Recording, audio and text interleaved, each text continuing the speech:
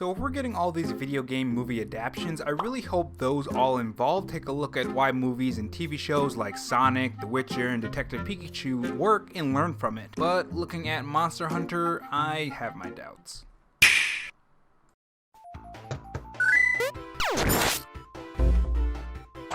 Hey guys, it's Rob here. In this video, we're going to talk about the topic of video game movie adaptions and specifically how the climate is changing around these adaptions and how movie studios are learning the do's and don'ts when it comes to your favorite video game movie turning into a movie, TV show, or animation. So we all know the whole Sonic the Hedgehog debacle by now. Studio releases a horrible looking Sonic that is the stuff of nightmares, fans react, they listen to the fans and make Sonic closer to, well, Sonic, and the Sonic movie does very, very well. And this has changed the video game movie and TV show landscape. If you noticed, a lot of video games have been getting adaptions announced lately. Overwatch, Diablo, Borderlands, and more are getting adaptions in one way, shape, or form. I think after these studios saw the success of Sonic and Witcher, and even previous ones like Castlevania and to some degree Tomb Raider, they said, maybe video game movies are possible. Now the question is, which ones will fail and which ones will succeed? Monster Hunter just released their posters and it's not really looking too good. I mean, it's by the same people by the Resident Evil movies, so I'm not really too surprised, but why doesn't this look good? Even right down to the plot, with the world of Monster Hunter being a separate dimension or some dumb story plot like that. Well, for me, when a video game adaptation works, it takes the target crowd into consideration, that being gamers, of course.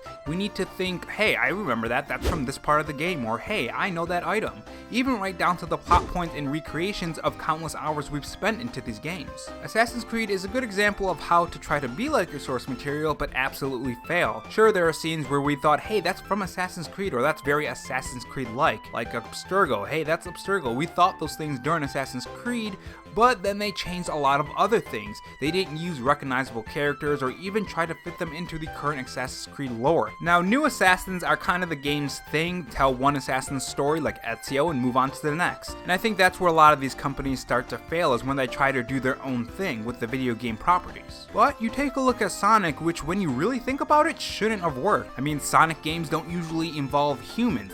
Usually. But this one did, and the reason why it worked is because yes, they did recreate Sonic's world and paid attention to details and callbacks to Sonic, but they also created a genuinely heartfelt story with humans, and the humans were actually enjoyable to watch. And this is what I think a lot of these companies are gonna fail or succeed in. They need to make sure that they don't lose what makes the game special, why people like these game characters in the source material, but at the same time, they need to add to it or make it their own. And whatever they add, they cannot just be plopped on. It needs to be well thought out, it needs to be entertaining, and above all else make sense for the game. This is where Monster Hunter I think is failing and where Sonic succeeds.